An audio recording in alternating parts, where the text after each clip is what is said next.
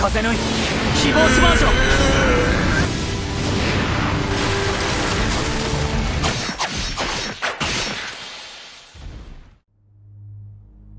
よく食べる子だな。Episode ke-6 dibuka dengan kilas balik Rokurota. Saat itu, Rokurota yang masih bayi diawasi oleh orang tuanya.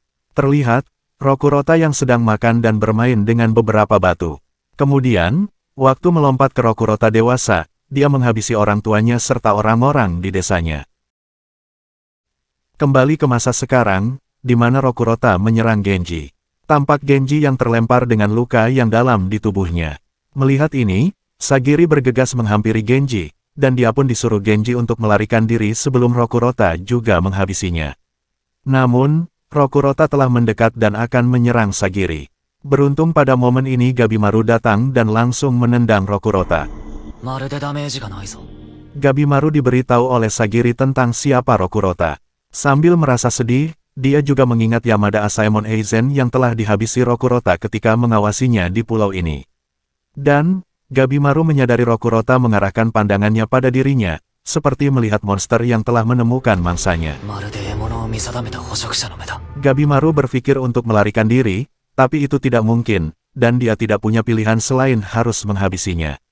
Sebelum menyerang, Gabimaru teringat pelajaran dari kepala desa Iwagakure, yaitu menganalisis kemampuan musuh secara akurat. Mengingat, saat pertama dia menendang, Rokurota seperti tidak merasakan apapun. Gabimaru pun memutuskan untuk menganalisis kelemahan Rokurota saat bertarung. Rokurota mulai menyerang dengan melemparkan pohon, tapi Gabimaru berhasil menghindarinya. Kemudian, Gabimaru memberitahu Sagiri untuk meninggalkan tempat ini karena berbahaya. Dia juga menuntut Yuzuriha untuk membantunya daripada mengawasinya dari atas pohon. Namun, Yuzuriha menolak karena dari perjanjian kerjasama, dia hanya bertanggung jawab untuk informasi, dan Gabimaru memberikan kekuatannya. Rokurota mulai menyerang lagi, dan Gabimaru pun lagi-lagi menghindarinya, berpikir jika dia akan mati bila saja serangan Rokurota mengenainya, meskipun dia menyerang dengan tangan kosong.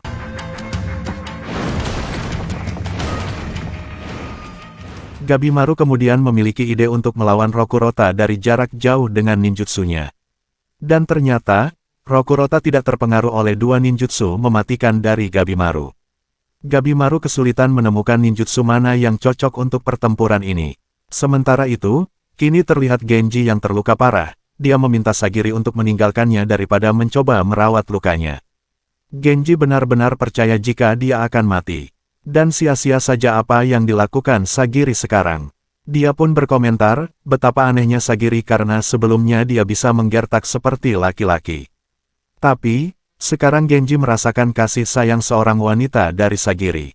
Dan Sagiri menjawab, jika ini bukan waktunya membahas itu, dia hanya tidak ingin seniornya mati.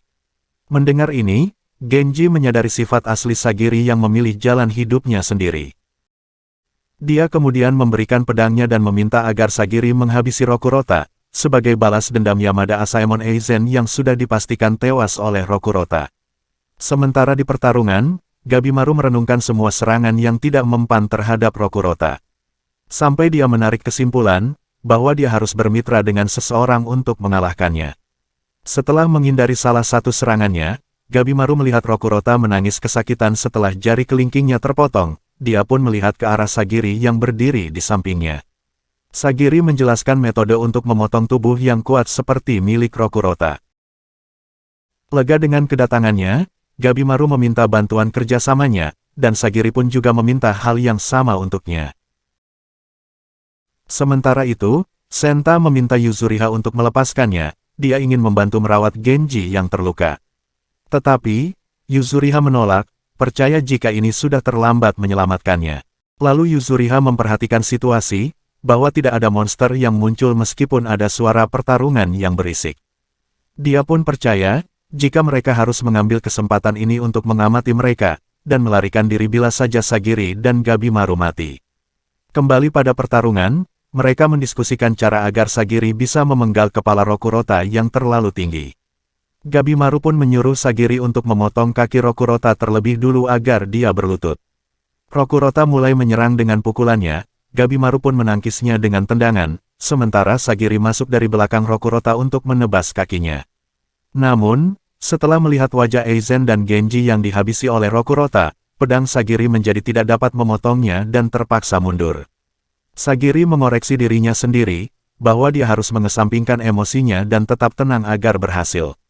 Sagiri dan Gabimaru melakukan upaya kedua untuk membuat Rokurota bertekuk lutut. Tapi Rokurota menyerang lebih dulu, Gabimaru pun menghindari serangannya dan menyadari bahwa kakinya menjadi tegang setelah membelokkan pukulan Rokurota sebelumnya. Sementara itu, Sagiri juga tidak dapat melukai Rokurota karena tidak memiliki celah. Sagiri kemudian memberitahu Gabimaru bahwa dia perlu membuat Rokurota membungkuk agar dirinya bisa memenggal penjahat itu. Lalu, tiba-tiba, perut Rokurota merasa keroncongan dan mulai menangis. Tangisannya pun membuat Gabimaru lengah, dan akhirnya menerima serangan langsung dari Rokurota yang membuatnya terluka parah. Sagiri pun bergegas ke sisi Gabimaru. Tetapi dia melihat Rokurota yang menyerangnya, Sagiri pun bersiap untuk membela diri dengan membuatnya tetap tenang menghadapi bahaya yang akan datang. Namun, setelah mengingat Genji yang menafsirkan sifat aslinya sebagai orang yang mengikuti jalannya sendiri, Sagiri menyadari bahwa dia perlu menerima baik emosi maupun alasan, dan akhirnya berhasil membelokkan serangan Rokurota. Saat melihat sisi Sagiri yang ini, Gabimaru merasakan dia menunjukkan kekuatan yang sama ketika pertama kali mereka bertemu di penjara. Sementara Yuzuriha menjadi kagum dengan Sagiri, meskipun dia adalah Asaemon yang ada di peringkat paling bawah. Genji yang masih hidup juga memperhatikan bagaimana kekuatan Sagiri bersinar.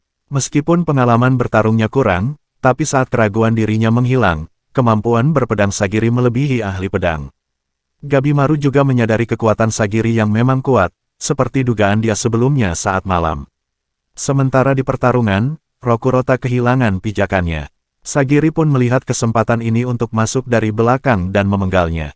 Namun, Rokurota melompat menyingkir sebelum Sagiri bisa menurunkan pedangnya. Setelah kesempatan itu terlewatkan, Gabimaru memberitahu Sagiri, jika dia ada ide ekstrim untuk membuat Rokurota menundukkan kepalanya. Gabimaru mengaktifkan Ninpo Hiboshi. Yuzuriha yang menyaksikan, mengajak Senta melarikan diri dari area tersebut karena berbahaya. Sementara itu, Gabimaru melakukan berbagai ninjutsu berbasis api yang diarahkan ke Rokurota. Tetapi, semua serangan tersebut mampu dibelokkan Rokurota dan tidak melukai dirinya. Gabimaru kemudian berhenti setelah melewati batas kekuatannya. Dia pun diberitahu Sagiri, bahwa Gabimaru telah melakukan usaha yang cukup agar rencananya berhasil. Sementara itu, Yuzuriha memberitahu Senta tentang rencana Gabimaru dan Sagiri, yaitu bukan menyerang Rokurota, melainkan, membakar hutan ini yang akan membuat asap beracun dari kayu mentah. Dan hal itu dipastikan akan membuat Rokurota menderita keracunan karbon monoksida.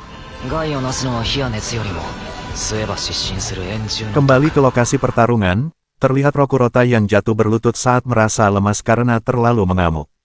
Sagiri pun tidak melewatkan kesempatan ini dan bersiap memenggal Rokurota. Gabimaru juga menahan Rokurota agar dia tidak berontak, dan menyuruh Sagiri untuk segera memenggalnya. Dia menyatakan tidak akan bertahan lama jika harus adu kekuatan dengan Rokurota. Setelah menenangkan pikirannya, Sagiri mulai melepaskan tebasannya. Dan sesaat sebelum leher Rokurota terpenggal, kita diperlihatkan kilas balik Rokurota kecil, yang hanya ingin bermain dan selalu merasa lapar.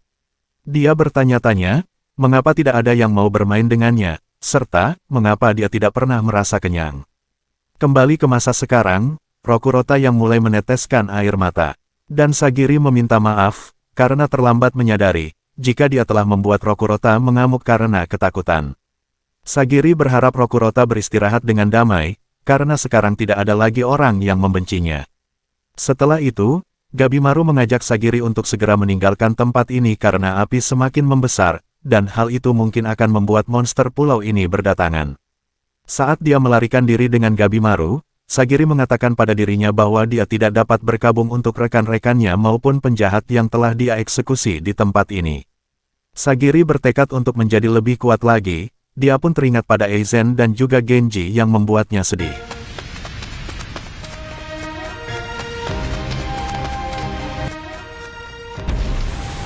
Setelah meninggalkan area kobaran api, Gabimaru dan Sagiri melihat monster yang memang tertarik pada api.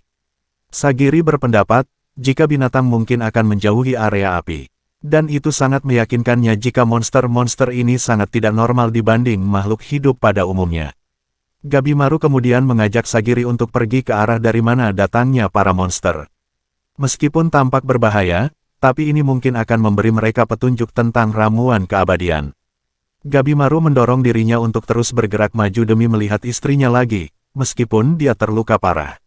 Gabimaru bertanya, bukannya Sagiri juga mengkhawatirkan rekan-rekannya? Sagiri menjawab, jika mereka menerima tugas ini artinya sudah siap dengan kematiannya. Jadi, akan tidak sopan baginya jika mengkhawatirkan mereka. Dan yang terpenting sekarang, adalah menemukan ramuan keabadian, agar semua orang terbebas dari tugas berbahaya ini. Mendengar ini, Gabimaru percaya bahwa mereka akhirnya memiliki kepentingan yang sama. Tetapi diingatkan oleh Sagiri, bahwa dia masih menjadi pengawasnya dalam misi tersebut. Keduanya kemudian melihat Yuzuriha dan Senta, yang menatap kaget sebuah desa di kejauhan. Senta mempertanyakan, apakah itu tempat tinggal Sennin, jika pulau ini diyakini sebagai Shinsenkyo?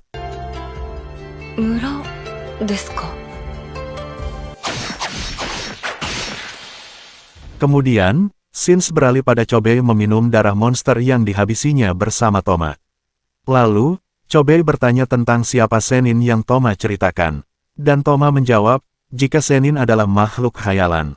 Berdasarkan filosofi Sengxian, mereka memiliki kekuatan super, berwujud orang tua yang memiliki jurus misterius, dan katanya mereka juga abadi.